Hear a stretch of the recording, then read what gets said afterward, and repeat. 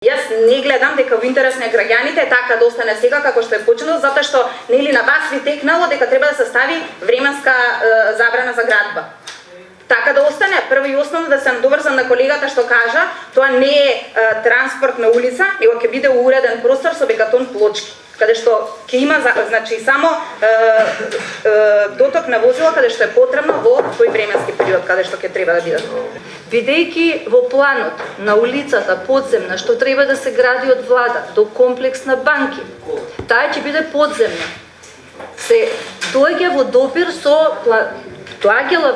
со подземната улица која што беше планирана да оди до Телеком. Од тие причини си останува да биде надземната улица, која што и сега си е постоечка, и таа нема да биде улица која што ќе биде прометна, која што ќе биде улица која што класично како вие што сакате да кажете, но ќе остане истата улица, само што нема да биде руинирана, нема да биде таква каква што е сега, и реков, морам да се повторам затоа што очигледно некој тоа не сака да го слуша, ќе биде на иста нивелација со постоечкото сега, за да никому не му смета на поминување, ќе биде со рампа, ќе биде со режим, ќе биде со ограничување со 10 км на час и ќе биде онака како што рековме сервисна улица. Значи измешавте три термини за улици, тотално грешејќи ги дозволените брзини, за на крај завршите со пристапна улица. Почнавте од сервисна, па почнавте собина сервисна, да стај пристапна. Сега ги го прочитав законот за да знаете, апсолутно. Цело време имаме дефокусирање првично на поискусните со темата дека се работи за пристапна улица, на почетокот дека е сервисна и собена улица. Цело време грешејќи ги термините и во изјавата на Коцетановски и во дупоте пристапна улица. Ова е фундаментално за сите дискусии кои што ги водите денес, се апсолутно погрешни. Ќе ви го цитирам законот. Мислам дека ќе се повлечете дискусијата на крај. Собидната улица за која што некои овде дискутираат, цело време со образложение, ки има само павер, ки има цвеќа, се ќе биде убаво, според законот е од 60 до 80 км на час. Тотално ви паѓа во вода све. Другата, после мешање на термини, бидејќи го слушав и докторот, со мешање на термини од сервисна до собидна, прочитете го законот слободно, сервисната улица е со 50 до 60 км на час. Апсолутно повторно имате грешка, затоа што сите велите ќе биде мирен сообраќај. Повторно грешејќи ги случајно или не, се надам дека е случајно, термините бидејќи се работи цело време за пристапна улица. За на крај да ви кажам што е поентата со пристапната улица.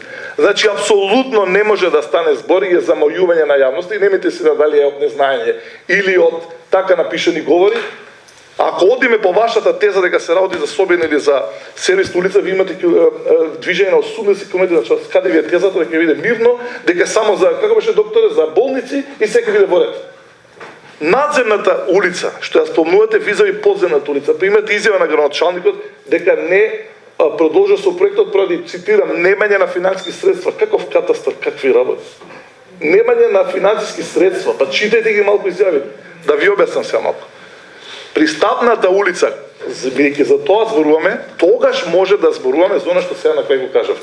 Бидејќи, погледнете се дискусијата, зборувавте за сервисна и за сообраќајна, за да кажете дека на ниво на тротоар, така? Рековте на нивелирана ќе биде. Тоа е ниво на тротоар, се вика според законот. Ниво на тротоар е само пристапна улица. И не е Елена, добро, секој ќе каже зашто не е добро. Пристапната улица тогаш веќе можеме да зборуваме до 30 км на час. Че сите термини досега, сите колеги беа апсолутно погрешни. Почнувајќи од советници кои се овде со неколку мандати. Кога доаѓаме до пристапната улица, доаѓаме до главната поента. Пристапна улица според законот само општината прави, не градот. И крај. Крај на целата теза од градоначалникот на Скопје преку вашата советничка група дека градот може да прави улицата. И многу добро се сеќам кога имавме телефонски разговор, ајде да правиме заедно улицата. Пристапна улица прави само општината. Готово. Завршена приказка. Го знаете тоа? Не. И во рета да не го знаете, ама не влегувајте во дискусии кои што се повеќе стручни. А за надземната улица подневате поради немање средства. Какви катастри, как констатирано е дека нема врска.